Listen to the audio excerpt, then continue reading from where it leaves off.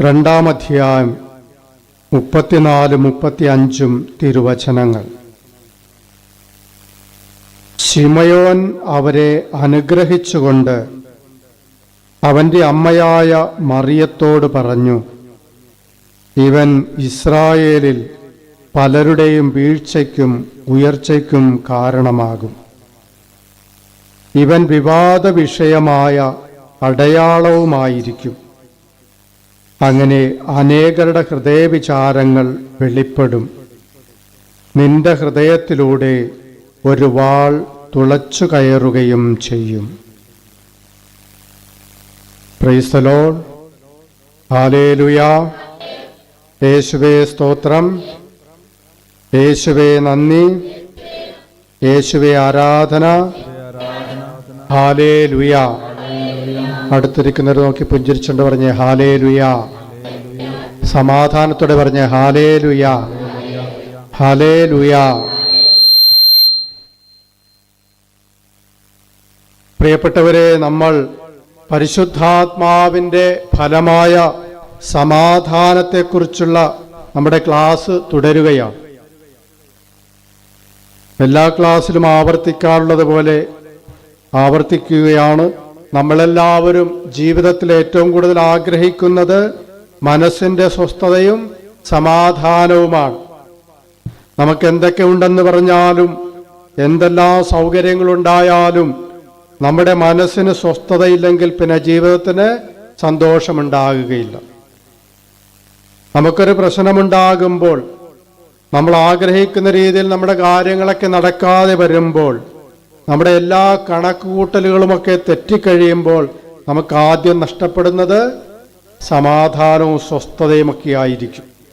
പ്രിയപ്പെട്ടവരെ, പരിശുദ്ധാത്മാവിൻ്റെ ഫലമായ സമാധാനം അതൊരു പ്രശ്നമോ ഒരു അസ്വസ്ഥതയോ ഒരു രോഗപീഠയോ ഒരു പ്രതിസന്ധിയോ ഒന്നും ഇല്ലാത്ത അവസ്ഥയല്ല. പരിശുദ്ധാത്മാവ് നൽകുന്ന സമാധാനമെന്ന് പറയുന്നത് അത് ആന്തരികമായ ശാന്തതയാണ്, മനസ്സിൻ്റെ സ്വസ്ഥതയാണ്, സ്വസ്ഥമായിട്ടുള്ള ഒരു അവസ്ഥയാണ്.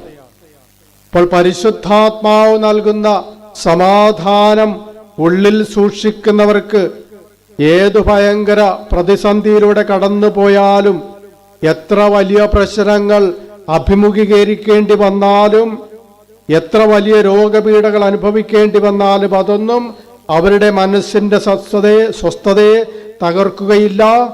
അവർക്കതെല്ലാം ശാന്തതയോടെ നേരിടുവാനായിട്ട് സാധിക്കും. ഉച്ചത്തിൽ വിളിക്കാം ഈശോയേ, ആത്മാർത്ഥമായിട്ട് വിളിക്കാം, ഭക്ത്യാദരവോടെ വിളിക്കാം,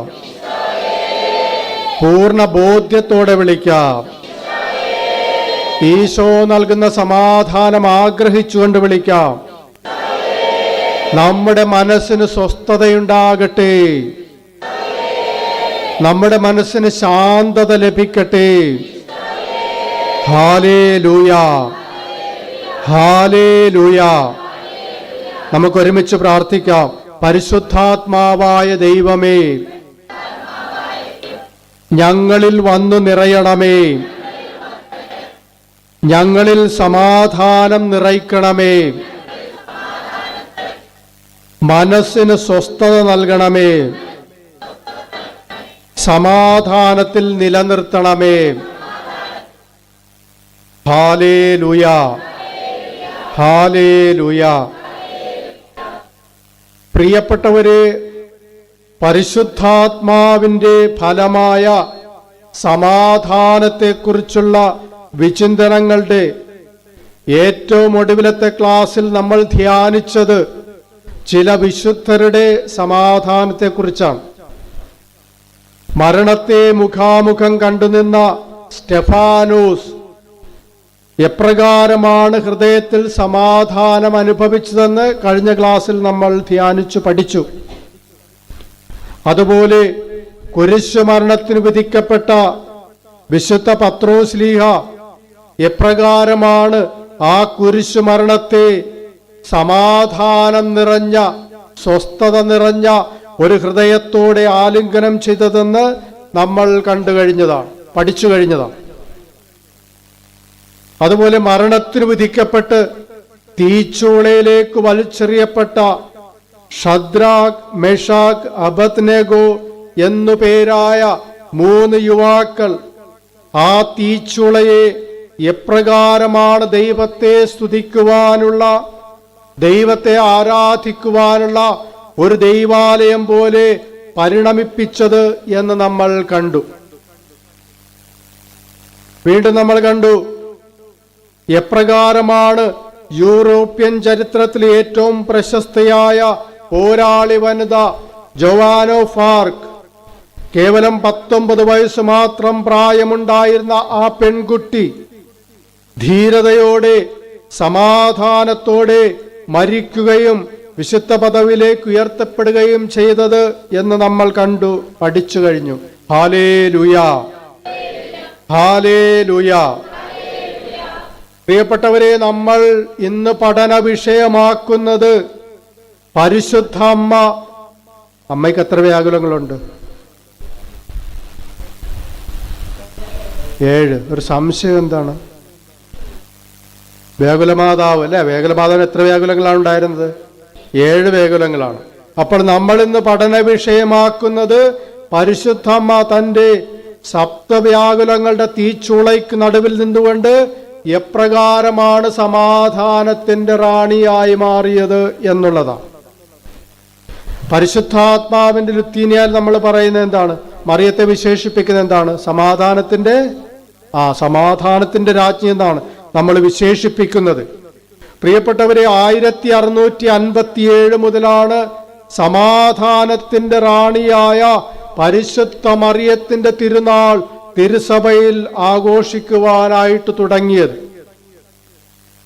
സമാധാനത്തിന്റെ രാജാവായ യേശുക്രിസ്തുവിന് ജന്മം നൽകിയവൾ എന്നർത്ഥത്തിൽ മാത്രമല്ല മറിയം സമാധാനത്തിന്റെ രാജ്ഞിയായി മാറിയത്.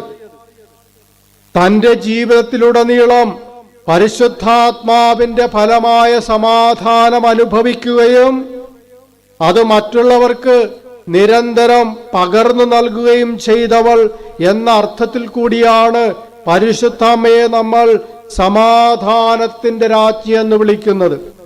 ഉച്ചത്തിൽ വിളിച്ചേ, അമ്മേ. സ്നേഹത്തോടെ വിളിച്ചേ, സമാധാനത്തിന്റെ റാണിയായവളെ,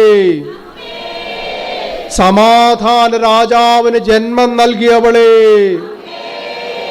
വ്യാകുലങ്ങളെ സമാധാനത്തോടെ നേരിട്ടവളെ, കുടുംബങ്ങൾക്ക് സമാധാനമായവളെ, ഞങ്ങൾക്ക് വേണ്ടി അപേക്ഷിക്കണമേ. ഒരുമിച്ച് പറയാം, ആവേ മരിയ, ആവേ മരിയ. പ്രിയപ്പെട്ടവരെ, കത്തോലിക്ക സഭയിൽ ഓരോ മാസത്തിനും ഓരോരോ ഭക്തിയുണ്ട്. അറിയാവോ? തല കുലുക്കുന്നുണ്ട്, അറിഞ്ഞിട്ടാണോ ആവോ? ഓരോ മന്ത്ലി ഡിവോഷൻ ഉണ്ട്. സെപ്റ്റംബർ മാസത്തെ പ്രത്യേക ഭക്തി പരിശുദ്ധ അമ്മയുടെ വ്യാകുലങ്ങളുടെ ഭക്തിയാണ്. ഇതേത് മാസമാ? സെപ്റ്റംബർ, അതെങ്കിലും അറിയാം.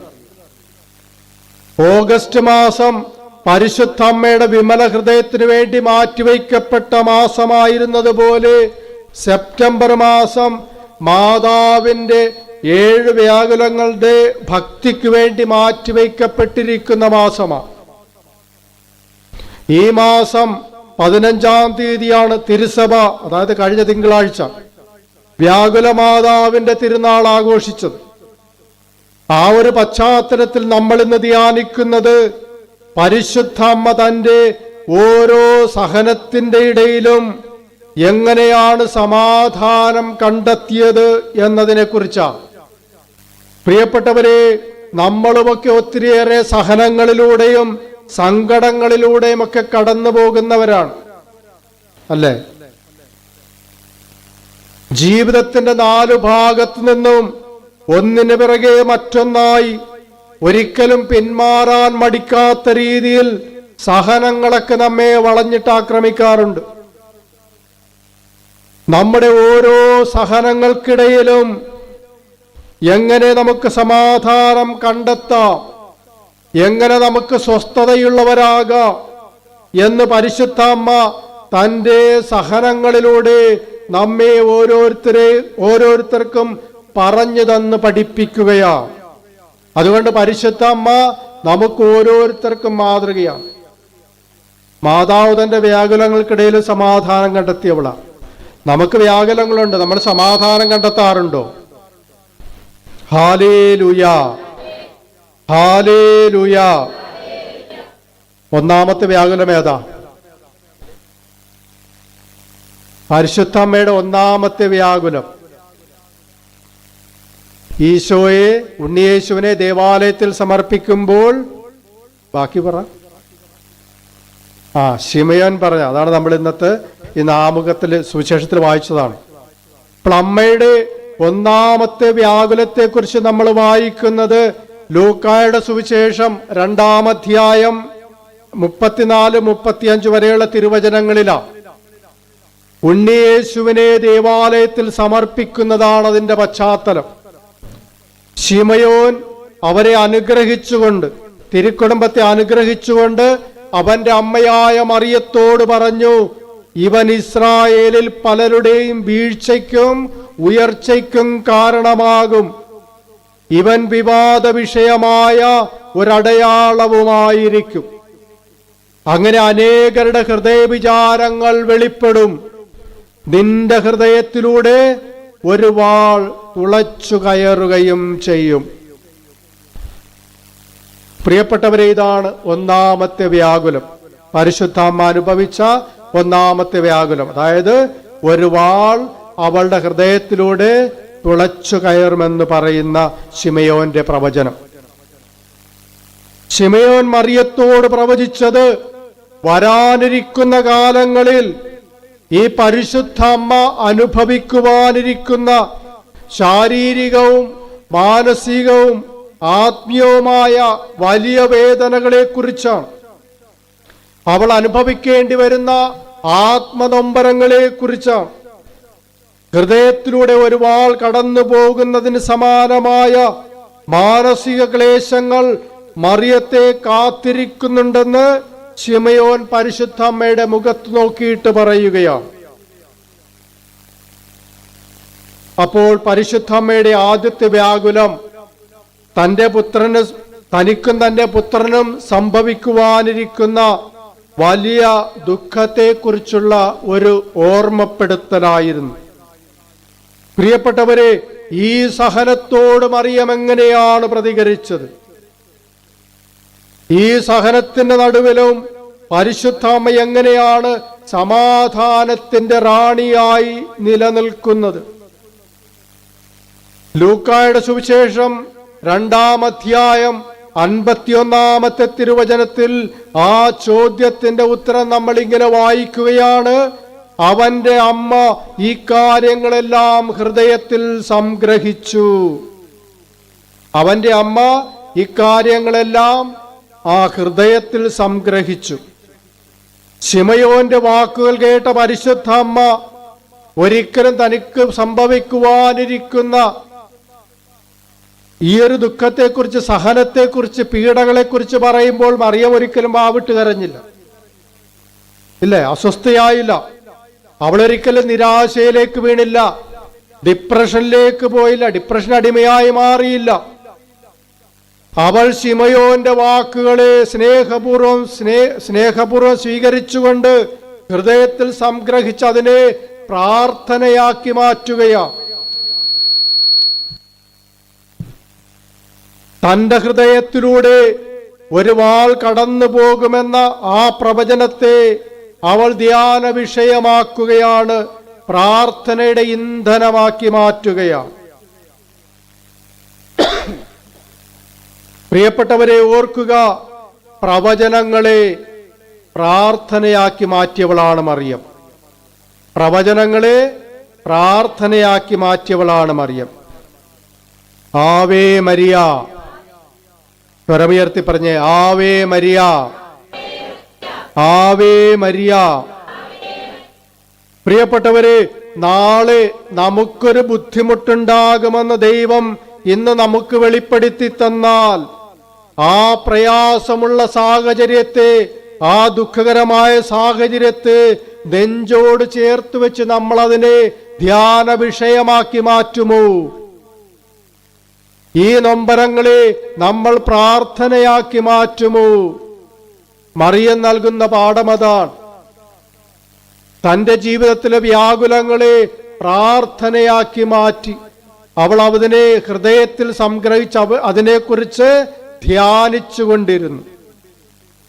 പ്രിയപ്പെട്ടവരെ, ഓർക്കുക, ദൈവം നമുക്ക് ചില വെളിപാടുകൾ നൽകുന്നത് നമ്മെ നൊമ്പരപ്പെടുത്തുന്ന ആ പ്രയാസമുള്ള സാഹചര്യങ്ങളെ അഭിമുഖീകരിക്കുവാനും അതിജീവിക്കുവാനും വേണ്ടി നമ്മൾ ഒരുങ്ങുന്നതിന് വേണ്ടിയിട്ടാ. നമ്മുടെ ഇന്നത്തെ പ്രാർത്ഥനകൾ നാളത്തെ കുരിശുവഹിക്കുവാൻ വേണ്ടിയുള്ള ഊർജശേഖരണമാണ്. നമുക്കൊരു വേദന വരുമ്പോൾ നമ്മൾ അസ്വസ്ഥരാണ്. ഓർക്കുക, പ്രാർത്ഥന നമ്മെ ദൈവിക പദ്ധതികൾ ഉൾക്കൊള്ളാൻ ഉൾക്കരുത്തുള്ളവരാക്കുന്നു. ഇന്ന് നന്നായി പ്രാർത്ഥിക്കുന്നവർക്കാണ് നാളെ കുരിശുകളെ നന്നായിട്ട് സ്വീകരിക്കുവാനായിട്ട് സാധിക്കുന്നത്.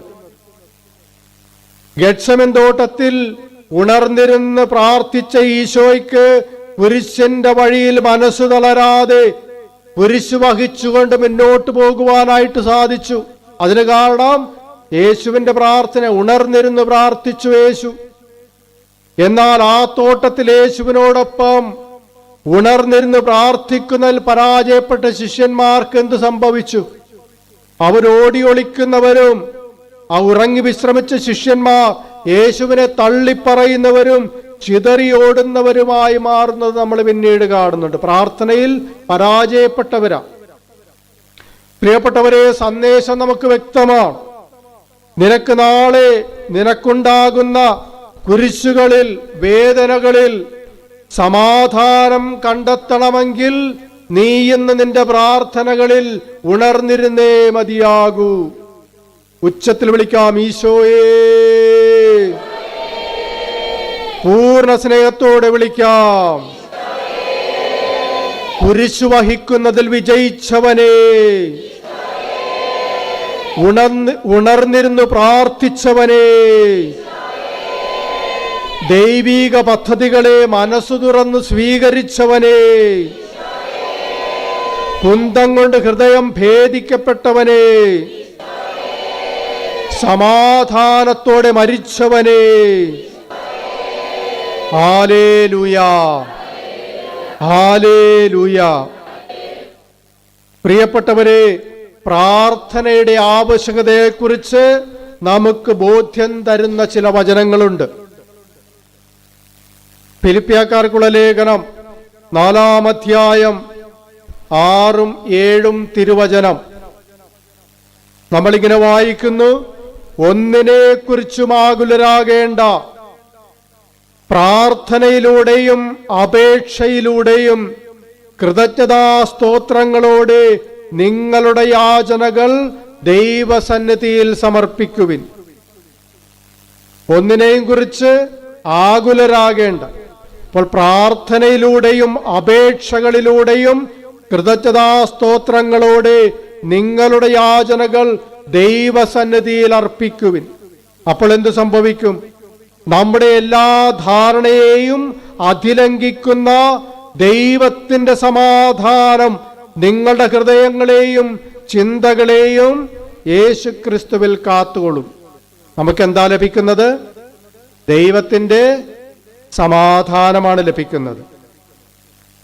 പ്രിയപ്പെട്ടവരെ, ആകുലതയെ അതിജീവിക്കുവാനുള്ള മാർഗമാണ് പ്രാർത്ഥനയും കൃതജ്ഞതാ സ്തോത്രങ്ങളും. ആകുലതകളും അസ്വസ്ഥതകളും ഇല്ലാത്തതായി ആരും തന്നെ ഈ ലോകത്തിലില്ല.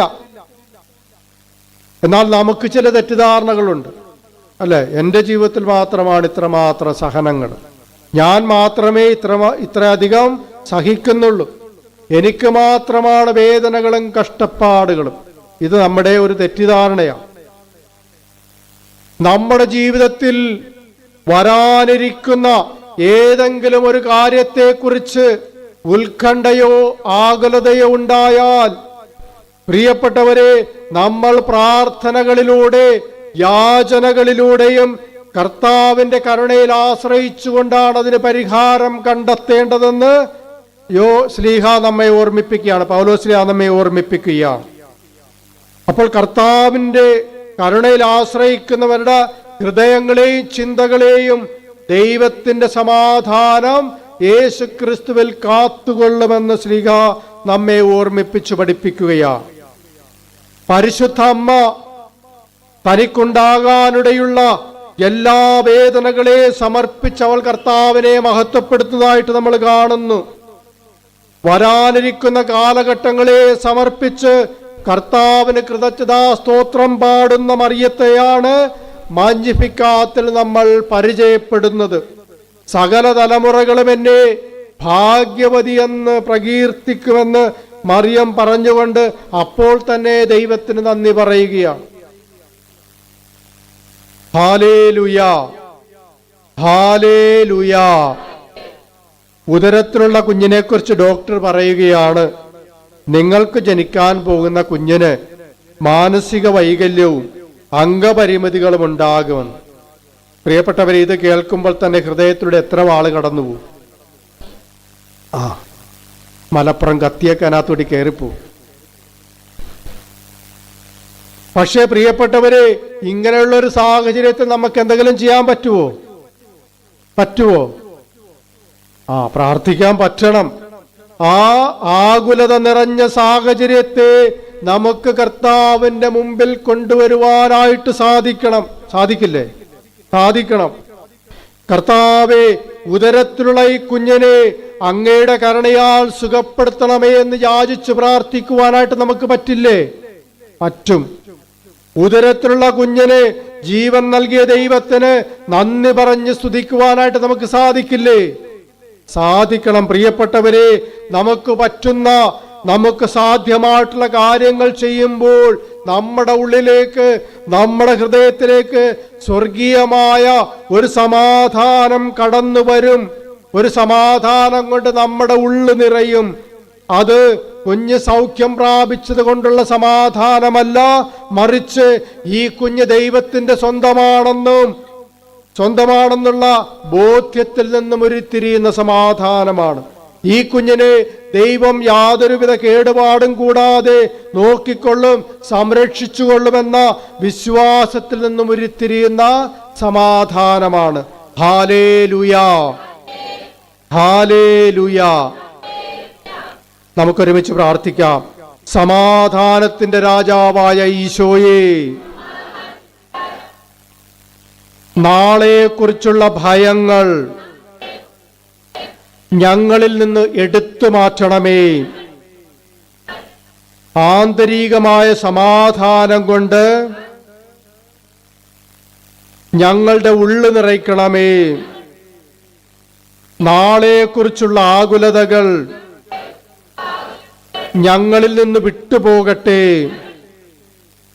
സ്വർഗീയമായ സമാധാനം കൊണ്ട് ഞങ്ങളുടെ ഹൃദയത്തെ അഭിഷേകം ചെയ്യണമേ. നാളെക്കുറിച്ചുള്ള ഭയങ്ങളെ പ്രാർത്ഥനയിലൂടെ അതിജീവിക്കുവാൻ ഞങ്ങളെ പഠിപ്പിക്കണമേ.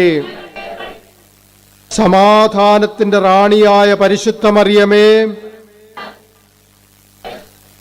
ഞങ്ങൾക്ക് വേണ്ടി അപേക്ഷിക്കണമേ.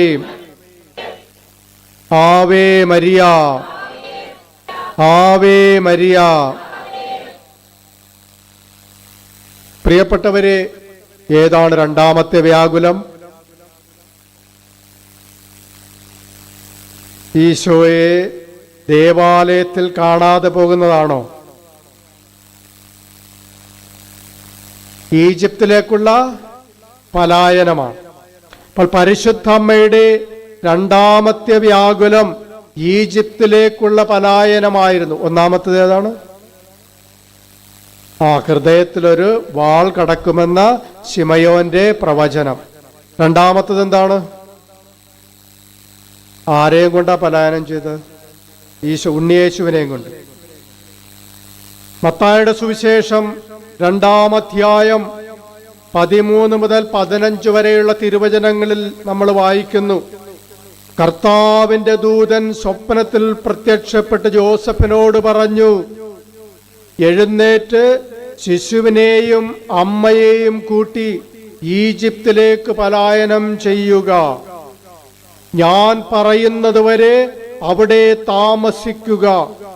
ഹേറോദേസ് ശിശുവിനെ വധിക്കുവാൻ ഉടനെ അന്വേഷണം തുടങ്ങും. അവൻ ഉണർന്ന് ശിശുവിനെയും അമ്മയെയും കൂട്ടി ആ രാത്രി തന്നെ ഈജിപ്തിലേക്ക് പോയി. ഹേറോദേസിന്റെ മരണം വരെ അവിടെ വസിച്ചു. ഈജിപ്തിൽ നിന്ന് ഞാൻ എൻ്റെ പുത്രനെ വിളിച്ചുവെന്ന് പ്രവാചകനിലൂടെ കർത്താവ് അരുളി ചെയ്തത് പൂർത്തിയാകുവാനാണ് ഇത് സംഭവിച്ചത്. ഹല്ലേലൂയ. പ്രിയപ്പെട്ടവരെ, തന്റെ ഏകജാതനെ ശത്രുകരങ്ങളിൽ നിന്ന് സംരക്ഷിക്കുവാൻ ദൈവത്തിന് പ്രത്യേകമായ ഒരു പദ്ധതിയുണ്ടായിരുന്നു. അതിന്റെ ഭാഗമായിട്ടായിരുന്നു ഈ പലായനം. മുലകുടിക്കുന്ന കുഞ്ഞിനെയും മാറോട് ചേർത്ത് പിടിച്ച് ഇരുളിന്റെ മറ പിടിച്ച് ആ അമ്മയും അപ്പനും രാത്രിക്ക് രാത്രി ഈജിപ്തിലേക്ക് ഓടി രക്ഷപ്പെടുകയാ. ബത്ലഹേമിൽ നിന്ന് ഈജിപ്തിലേക്കുള്ള ദൂരമെന്ന് പറയുന്നത് 120 കിലോമീറ്റർ അല്ലെ, 120 കിലോമീറ്റർ. ആ കുഞ്ഞിനെ കൊല്ലാൻ അന്വേഷിച്ചുകൊണ്ടിരിക്കുന്ന ഹേറോദേസിന്റെ നിർഭയരായ പടയാളികൾ കാണാതെ ഒളിച്ചുള്ള ഒരു യാത്രയാ. ഏതു നിമിഷവും അവർ കണ്ടുപിടിക്കപ്പെട്ടേക്കാം. ഏതൊരു വഴിത്തിരിവിലും ഒരു പടയാളി തങ്ങളുടെ മുമ്പിലേക്ക് കുഞ്ഞിന്റെ ശിരസറുക്കുവാനുള്ള വാളുമായി ചാടി വീണേക്കാമെന്നൊക്കെയുള്ള ചിന്തകളിലൂടെ, ഭയപ്പാടുകളിലൂടെയും ആകുലതകളിലൂടെയും ഈ പരിശുദ്ധ അമ്മ പ്രിയപ്പെട്ടവരെ യാത്ര ചെയ്യുകയാണ്. അപ്പോൾ അങ്ങനെയുള്ള ഈ പരിശുദ്ധ അമ്മ ഈ ആകുലതയോടെ യാത്ര ചെയ്യുമ്പോൾ അവൾക്ക് എങ്ങനെയാണ് സമാധാനത്തിന്റെ രാജ്ഞിയായിട്ട് മാറുവാൻ സാധിക്കുന്നത്? ഈജിപ്തിലേക്കുള്ള പലായനം അമ്മയുടെ ഹൃദയത്തിൽ തുളഞ്ഞു കയറിയ രണ്ടാമത്തെ വ്യാകുലമായിരുന്നു, രണ്ടാമത്തെ വാളായിരുന്നു. ഓർക്കുക, ഈ യാത്ര നടത്തുമ്പോൾ അമ്മയെ നയിച്ചത് മാനുഷികമായിട്ടുള്ള ചിന്തകളോ മാനുഷികമായിട്ടുള്ള കണക്കുകൂട്ടലുകളോ ഒന്നുമായിരുന്നില്ല. ആ അമ്മയുടെ മനസ്സ് നിറയെ ജോസഫിന് ദർശനം നൽകിയ മാലാഖയായിരുന്നു. അല്ലെ, ദൈവദൂതന്റെ ആജ്ഞ അനുസരിച്ചാണ് അവരവിടുന്ന് പുറപ്പെടുന്നത്. അപ്പോൾ മാനുഷികമായിട്ടുള്ള ഒരു കണക്കുകൂട്ടലുകളുമില്ല, മാനുഷികമായ ചിന്തയല്ല ഇവിടെ പ്രവർത്തിക്കുന്നത്. ദൈവത്തിന്റെ പദ്ധതിക്ക് മുൻതൂക്കം കൊടുത്തുകൊണ്ടുള്ളൊരു യാത്രയാണ്. ദൈവത്തിന്റെ പദ്ധതി നിറവേറട്ടെ, ആ ഒരൊറ്റ ചിന്ത മാത്രമാണ്. ശിശുവിനെയും അമ്മയെയും കൂട്ടി ഈജിപ്തിലേക്ക് പലായനം ചെയ്യുവാനുള്ള ദൈവത്തിന്റെ കൽപ്പന യൗസേപ്പ് പിതാവിനെ അറിയിച്ചത് ദൈവദൂതനായിരുന്നു. അതുകൊണ്ട് അവളുടെ ഉള്ളു ഭരിച്ചത് മാനുഷികമായ ചിന്തകളേക്കാൾ ദൈവിക ചിന്തകളായിരുന്നു, ദൈവത്തിന്റെ ഇഷ്ടങ്ങളായിരുന്നു അവളെ ഭരിച്ചത്. തങ്ങളെ വഴി നടത്തുന്ന ദൈവത്തിനൊന്നും അസാധ്യമല്ല എന്നുള്ള വിശ്വാസം അവൾക്കെന്നും ഉൾബലമായിരുന്നു. എല്ലാ പ്രതിസന്ധികളെയും കുറിച്ച് ദൈവം മുന്നറിയിപ്പ് തരുമെന്നും ദൈവിക പദ്ധതിയിൽ വിശ്വസിക്കുന്നവർക്ക് ഒരിക്കലും അവരുടെ പ്രതിസന്ധികളിൽ അവർ തകർന്നു പോകുന്നില്ലെന്നും എല്ലാത്തിലും ദൈവികമായ ഒരു കാഴ്ചപ്പാടുണ്ടാകുമെന്നും മറിയത്തിനുറപ്പായിരുന്നു. അതുകൊണ്ട് ദൈവിക ചിന്തകൾക്ക് മാത്രം അടിമപ്പെട്ടുകൊണ്ട് അവൾ മുന്നോട്ടുള്ള ഓരോ ചുവടുവെപ്പും നടത്തിയത് ദൈവത്തിൽ പ്രത്യാശ വെച്ചുകൊണ്ടാണ്, ദൈവത്തിന്റെ പദ്ധതി അനുസരിച്ചുകൊണ്ടാണ് അവൾ ഓരോ ചുവടും വെച്ച് മുന്നോട്ട് നീങ്ങിയത്. പ്രിയപ്പെട്ടവരെ, വാഗ്ദാന ദേശത്ത് നിന്ന് അടിമത്വത്തിന്റെ നാടായ ഈജിപ്തിലേക്കുള്ള പലായനം പരിശുദ്ധ അമ്മയെ ഓർമ്മിപ്പിച്ചത് തിരഞ്ഞെടുക്കപ്പെട്ട ജനമായ ഇസ്രായേലിന്റെ ഈജിപ്തിലേക്കുള്ള അഭയം തേടിയുള്ള യാത്രയെയാണ്. അല്ലെ, പഴയ നിയമ ചരിത്രം അത് മറിയത്തിന് അറിയാവുന്നതാണ്. 5 വർഷം നീണ്ടുനിന്ന ഈജിപ്തിലെ പ്രവാസ ജീവിതം മറിയത്തെ ഓർമ്മിപ്പിച്ചത് 420 വർഷം നീണ്ടുനിന്ന ഇസ്രായേൽ ജനതയുടെ പ്രവാസ ജീവിതത്തെയും അവരുടെ അടിമത്വത്തെയുമാണ്. ഹേറോദേസിന്റെ മരണശേഷം 7 വയസ്സുള്ള ശിശുവിനെയും കൊണ്ട് നസ്രത്തിലേക്കുള്ള മടങ്ങിവരവിൽ മറിയം കണ്ടത് ഈജിപ്തിന്റെ അടിമത്തത്തിൽ നിന്നും മോചിതരായി വാഗ്ദാന ദേശത്തേക്ക് ഇസ്രായേൽ ജനത നടത്തിയ വിമോചന യാത്രയാണ്. ഇതെല്ലാം പഴയ നിയമ ചരിത്രങ്ങളാണ്. അപ്പോൾ അതിന്റെ ഒരു ആസ്വാദനമാണ് മറിയം ഇവിടെ കാണുന്നത്. മറിയത്തിന് പഴയകാല ചരിത്രങ്ങളെല്ലാം അറിയാം. പ്രിയപ്പെട്ടവരെ, അതുകൊണ്ട് മറിയം അനുഭവിക്കുന്ന ഓരോ സങ്കടഘട്ടങ്ങളിലും അവൾ കടന്നുപോകുന്ന ഓരോ വ്യാകുലങ്ങളിലും അവളുടെ മനസ്സു പതറിയില്ല, അവളുടെ മനസ്സിടിഞ്ഞു പോയില്ല, അവളുടെ ഹൃദയം ഒരിക്കലും തകർന്നു പോയില്ല. എന്റെയും എന്റെ കുടുംബത്തിന്റെ സഞ്ചാരപഥങ്ങളെല്ലാം നിയന്ത്രിക്കുന്നതും നിശ്ചയിക്കുന്നതും ക്രമപ്പെടുത്തുന്നതുമെല്ലാം ആകാശവും ഭൂമിയെ സൃഷ്ടിച്ച ദൈവമാണെന്ന് തന്നെയാണെന്ന് അവൾക്ക് ഉറപ്പുണ്ടായിരുന്നു.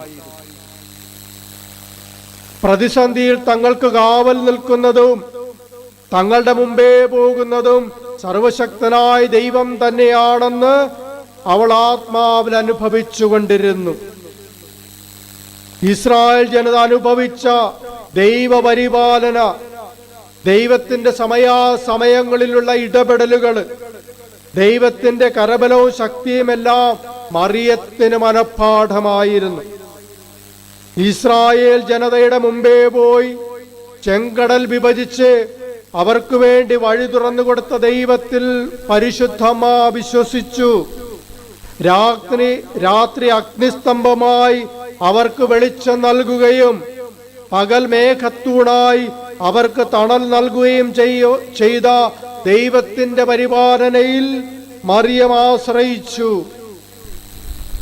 അതുകൊണ്ട് പ്രിയപ്പെട്ടവരെ, ഹേറോദേസിനോ അവന്റെ അതിക്രൂരന്മാരായ പടയാളികൾക്കോ മറിയത്തിന്റെ ഉള്ളിലുള്ള സമാധാനത്തിന് ഒരു പോറൽ പോലും ഏൽപ്പിക്കാൻ കഴിഞ്ഞില്ല എന്ന് മാത്രമല്ല, അവളുടെ ഹൃദയത്തിലുള്ള പരിശുദ്ധാത്മാവിന്റെ ഫലമായ സമാധാനത്തിന്റെ നീരൊഴുക്കിന് യാതൊരു തടസ്സവുമില്ലായിരുന്നു. അതപ്പോഴും സ്വച്ഛന്തം ഒരു നദി പോലെ മുമ്പോട്ടൊഴുകിക്കൊണ്ടിരുന്നു. ഉച്ചത്തിൽ വിളിക്കാം, ഈശോയേ. ആധരം തുറന്ന് വിളിക്കട്ടെ, എന്റെ സംരക്ഷണത്തിന്റെ കാവൽക്കാരനായി പിറകിൽ നിൽക്കുന്നവനെ, എന്റെ വഴികാട്ടിയായി എനിക്ക് മുമ്പേ പോകുന്നവനെ, വീരയോദ്ധാവിനെ പോലെ എനിക്ക് വേണ്ടി യുദ്ധം ചെയ്യുന്നവനെ, എനിക്ക് തണലേകാൻ മേഘത്തൂണായി ഉയർന്നു നിൽക്കുന്നവനെ, എന്റെ ജീവിതത്തിന് അന്ധകാരമകറ്റാൻ അഗ്നിസ്തംഭമായി ജ്വലിച്ചു നിൽക്കുന്നവനെ, എന്റെ ജീവിത വഴിയിൽ ഞാൻ തളർന്നു വീഴാതിരിക്കാൻ സ്വർഗീയ മന്നയായി ഇറങ്ങി വന്നവനെ, എനിക്ക് നിത്യജീവന്റെ സമൃദ്ധിയുണ്ടാകാൻ ഹൃദയം പിളർന്ന് രക്തവും ജലവും ഒഴുക്കിയവനെ. ഹല്ലേലൂയ, ഹല്ലേലൂയ. പ്രിയപ്പെട്ടവരെ, പരിശുദ്ധ കന്യകാ മറിയം ഉണ്ണിയേശുവിനെയും കൊണ്ട് ഈജിപ്തിലേക്ക് പലായനം ചെയ്തതുപോലെ നമ്മുടെ അനുദിന ജീവിതത്തിൽ വന്നു ഭവിക്കുന്ന ജീവിത പ്രതിസന്ധികളെയും ചങ്കോട് ചേർത്ത് പിടിച്ച് ഓരോ ദിവസവും എത്ര തവണയാണ് നമ്മൾ ഓരോരുത്തരും യാത്ര ചെയ്തുകൊണ്ടിരിക്കുന്നത്, നെട്ടോട്ടമോടിക്കൊണ്ടിരിക്കുന്നത്. മറിയത്തിന്റെ രണ്ടാമത്തെ വ്യാകുലം എന്ന് പറയുന്നത് നമ്മുടെ വ്യാകുലം തന്നെയാണ്. ഓരോ അപ്പനും ഓരോ അമ്മയും ഓരോ രക്ഷിതാക്കളും തങ്ങളുടെ മക്കളെ പോറ്റി വളർത്തി വലുതാക്കുവാൻ, ഈ ലോകത്തിന്റെ ശത്രുകരങ്ങളിൽ വീണുപോകാതിരിക്കാൻ നെഞ്ചിൽ നെരുപ്പോടുമായി ഓടി നടക്കുന്നവർ ഓരോ വീട്ടിലുമുണ്ട്, ഇല്ലേ? ഉണ്ട്. മക്കളുടെ രക്ഷയ്ക്ക് വേണ്ടി മാതാപിതാക്കളെടുക്കുന്ന ത്യാഗം അത് വ്യാകുലങ്ങൾ തന്നെയാണ്. മക്കളെക്കുറിച്ചുള്ള ദൈവീക പദ്ധതി നിറവേറ്റാൻ മാതാപിതാക്കന്മാർ രക്ഷിതാക്കൾ ഏറ്റെടുക്കുന്ന ത്യാഗങ്ങൾ കുറച്ചൊന്നുമല്ല. മാതാപിതാക്കൾ അനുഭവിക്കുന്ന ഈ വ്യാകുലങ്ങളൊക്കെ മക്കളൊരിക്കലും മറക്കാൻ പാടില്ലാത്തതാണ്. കുഞ്ഞുങ്ങളെ വിദ്യാലയത്തിലേക്ക് പറഞ്ഞയക്കുമ്പോൾ, അവരെ കോളേജിലേക്ക് യാത്ര അയക്കുമ്പോൾ, അന്യ സംസ്ഥാനങ്ങളിൽ അഡ്മിഷൻ എടുത്ത് അവർ ഉപരിപഠനത്തിന് വേണ്ടി പോകുമ്പോൾ അമ്മമാരുടെയും അപ്പന്മാരുടെയും ഒക്കെ ഉള്ളിലും ഒരു പിടച്ചിലുണ്ട്, ഇല്ലേ? ഉണ്ട്. എന്റെ ഈ കുഞ്ഞ് പാപത്തിന്റെ സ്പർശമേൽക്കാതെ, പാപത്തിന്റെ മാലിന്യമേക്കാതെ എന്റെ ഭവനത്തിലേക്ക്, ഞങ്ങളുടെ ഭവനത്തിലേക്ക് മടങ്ങി വരുവോ എന്നൊരു പിടച്ചിലുണ്ട്. ഈ പിടച്ചിലെന്ന് പറയുന്നത് എന്താണ്? അതൊരു വ്യാകുലമാണ്. അതുപോലെ ഈ മക്കൾ മദ്യത്തിനും ലഹരിക്കും അടിമപ്പെടാതെ വളർന്ന് വലുതായി വരുവോ എന്ന് ഓരോ മാതാപിതാക്കന്മാർക്കും വ്യാകുലങ്ങളുണ്ട്, ആകുലതകളുണ്ട്. തെറ്റായ കൂട്ടുകെട്ടിൽ ചെന്ന് വീഴാതെ ഈ മക്കളൊക്കെ വിശുദ്ധിയിൽ വളരുമോ എന്ന് അവരാകുലപ്പെടാറുണ്ട്. പരിചയമില്ലാത്ത സ്ഥലങ്ങളിൽ ചെന്നുപെടുമ്പോൾ വിശ്വാസത്തിൽ നിന്ന് വ്യതിചലിച്ച് അവർ ദൈവത്തെ മറക്കുമോ എന്നൊക്കെയുള്ളത് മാതാപിതാക്കന്മാരുടെ ആകുലതകളാണ്, വ്യാകുലങ്ങളാണ്. അതേ പ്രിയപ്പെട്ടവരെ, ഇന്ന് മനുഷ്യജീവനെ സംരക്ഷിക്കുവാൻ, മക്കളുടെ ജീവനും ജീവിതവും സുരക്ഷിതമാക്കാൻ മുറിവേറ്റ ഹൃദയവുമായി ഓടുന്നത് മാതാപിതാക്കളും രക്ഷിതാക്കളുമാണ്, നമ്മളൊക്കെ തന്നെയാണ്. അവരൊക്കെയാണ് ഉള്ളുപൊള്ളി നീറുന്നത്. നമ്മുടെ ഈ ജീവിത സഹനങ്ങളിൽ, നമ്മുടെയൊക്കെ ഈ വ്യാകുലങ്ങളിൽ പരിശുദ്ധ അമ്മയെപ്പോലെ നമുക്കും സമാധാനം കണ്ടെത്താൻ, പരിശുദ്ധാത്മാവിന്റെ ഫലമായ സമാധാനം അനുഭവിക്കുവാൻ കഴിയുമോ എന്നാണ് ചോദ്യം, അല്ലെ? മാതാവിന്റെ വ്യാകുലങ്ങളിൽ മാതാവ് സമാധാനം കണ്ടെത്തിയവളാണ്. നമ്മുടെ വ്യാകുലങ്ങളിൽ, ആകുലതകളിൽ നമ്മൾ സമാധാനം കണ്ടെത്തുമോ? ഹല്ലേലൂയ, ഹല്ലേലൂയ. പ്രിയപ്പെട്ടവരെ, നമ്മൾ മേൽപ്പറഞ്ഞ സത്യങ്ങളെല്ലാം അനിവാര്യമാണ്, ഒന്നും ഒഴിവാക്കാൻ പറ്റാത്തതാണ്.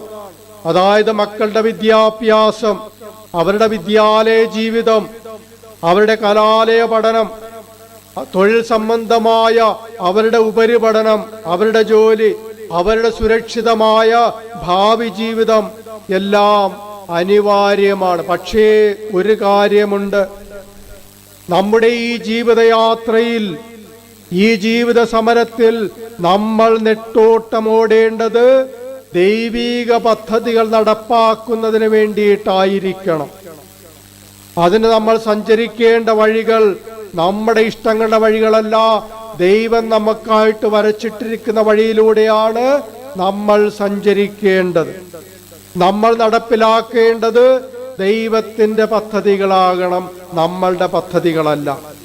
പ്രിയപ്പെട്ടവരെ, അങ്ങനെ ദൈവീക വെളിപാടുകൾക്ക് ചെവി കൊടുത്തുകൊണ്ട് ദൈവീക പദ്ധതികൾ നിറവേറ്റാൻ നമ്മൾ രാപകൽ അലയുമ്പോഴാണ് മറിയത്തിന്റെ കൂടെ എന്ന പോലെ തന്നെ എന്റെയും നിങ്ങളുടെയും കൂടെ സർവശക്തനായ ദൈവം മുൻപിലും പിറകിലും മുകളിൽ നിന്ന് വിട്ടുപിരിയാത്ത തന്റെ സാന്നിധ്യം നൽകി നമ്മെ വഴി നടത്തുകയും ദൈവീകമായ സമാധാനത്തിൽ നമ്മെ പൊതിഞ്ഞു പിടിച്ച് സംരക്ഷിക്കുകയും ചെയ്യുന്നത്. ഹേറോദേസിനോ അവന്റെ പടയാളികൾക്കോ പരിശുദ്ധമ്മ കടന്നുപോയ ജീവിത സാഹചര്യങ്ങൾക്കോ ഒന്നും പരിശുദ്ധമ്മയുടെ ഉള്ളിലെ സമാധാനത്തെ കെടുത്തിക്കളയാനോ നശിപ്പിച്ചു കളയുവാനോ സാധിച്ചില്ല. അതുപോലെ നമ്മൾ അഭിമുഖീകരിക്കുന്ന ജീവിത പ്രതിസന്ധികൾ അവ എത്ര വലുതായാലും, എത്ര കടുപ്പമേറിയതായാലും, എത്ര വേദനയേറിയതാണെങ്കിലും അവയ്ക്കൊന്നും നമ്മുടെ ഉള്ളിലെ സമാധാനത്തെ എടുത്തു മാറ്റുവാനായിട്ട് പറ്റില്ല. കാരണം അത് ദൈവം നമ്മുടെ ഉള്ളിൽ നിക്ഷേപിക്കുന്ന സമാധാനമാണ്. ഉച്ചത്തിൽ വിളിക്കാം, അമ്മേ. ഹൃദയം തുറന്ന് വിളിക്കട്ടെ, ആത്മാർത്ഥമായിട്ട് വിളിക്കട്ടെ. ആകുലതകളിൽ സമാശ്വാസമായവളെ, ഞങ്ങളുടെ സങ്കടകാലത്ത് ഞങ്ങളോടൊപ്പം നിൽക്കുന്നവളെ, ഞങ്ങളുടെ കഷ്ടകാലങ്ങളിൽ ഞങ്ങളോടൊപ്പമുള്ളവളെ, ദൈവദൂതന്റെ മുന്നറിയിപ്പുകൾ വിശ്വാസത്തോടെ സ്വീകരിച്ചവളെ, പ്രത്യാശയോടെ ഈജിപ്തിലേക്ക് യാത്ര ചെയ്തവളെ, സഹനത്തിന്റെ തീച്ചൂളയിലൂടെ കടന്നുപോയവളെ, ദൈവകുമാരനെ ശത്രുകരങ്ങളിൽ നിന്ന് സംരക്ഷിച്ചവളെ, ദൈവിക പദ്ധതികൾ വിശ്വാസത്തോടെ നിറവേറ്റിയവളെ, ദൈവിക വഴികളിലൂടെ സഞ്ചരിച്ചവളെ, ആകുലതകളിൽ അസ്വസ്ഥതകളിൽ മനസ്സ് തളരാത്തവളെ, ഉള്ളിൽ സമാധാനം കെടാതെ കാത്തു സൂക്ഷിച്ചവളെ, ആവേ മരിയ, ആവേ മരിയ. പ്രിയപ്പെട്ടവരെ, നമുക്ക് കണ്ണുകളടക്കാം. നമ്മളിന്ന് ധ്യാനിച്ചത് മറിയത്തിന്റെ ആദ്യത്തെ 2 വ്യാകുലങ്ങളെക്കുറിച്ചാണ്. പരിശുദ്ധ അമ്മ തന്റെ വ്യാകുലങ്ങളുടെ തീച്ചൂളയ്ക്ക് നടുവിൽ എങ്ങനെ മനസ്സു പതറാതെ സമാധാനത്തിന്റെ റാണിയായി നിലനിന്നു എന്നത് സഹനത്തിലൂടെ കടന്നു പോകുന്ന നമുക്ക് ഓരോരുത്തർക്കും പ്രചോദന പാഠമാണ്. പരിശുദ്ധാത്മാവ് നൽകുന്ന ആന്തരിക സമാധാനമുള്ളിൽ സൂക്ഷിക്കുന്നവർക്ക് ഏത് പ്രതിസന്ധിയിലൂടെ കടന്നു പോയാലും, എത്ര വലിയ പ്രശ്നങ്ങൾ അഭിമുഖീകരിക്കേണ്ടി വന്നാലും അതൊന്നും അവരുടെ മനസ്സിന്റെ സ്വസ്ഥതയെ തകർക്കുകയില്ല. പരിശുദ്ധ അമ്മ നമ്മെ സഹായിക്കട്ടെ. നമുക്കൊരുമിച്ച് പ്രാർത്ഥിക്കാം. സർവശക്തനായ ദൈവമേ, മക്കളെ സംരക്ഷിക്കാൻ വേണ്ടിയുള്ള മാതാപിതാക്കളുടെ സഹനയാത്രകളിൽ അങ്ങ് കൂടെയുണ്ടാകണമേ. ഞങ്ങളുടെ കുഞ്ഞുമക്കൾ പാപസ്പർശമേൽക്കാതിരിക്കാൻ അങ്ങേ തിരുക്കുമാരന്റെ തിരുഹൃദയത്തിൽ അവരെ സംരക്ഷിക്കണമേ. അമ്മേ മാതാവേ, ഉണ്ണിയേശുവിനെ പൊതിഞ്ഞു സൂക്ഷിച്ച അമ്മയുടെ തിരുവസ്ത്രത്തിൽ ഞങ്ങളുടെ പൊന്നുമക്കളെയും തിന്മ കാണാതെ പൊതിഞ്ഞു സൂക്ഷിക്കണമേ. ആമേൻ. Ave Maria, Ave Maria, hallelujah, ഹല്ലേലൂയ. പ്രിയപ്പെട്ടവരെ, നമുക്ക് പരിശുദ്ധാത്മാവിന്റെ അഭിഷേകത്തിന് വേണ്ടിയിട്ട് യാചിച്ച് പ്രാർത്ഥിക്കാം.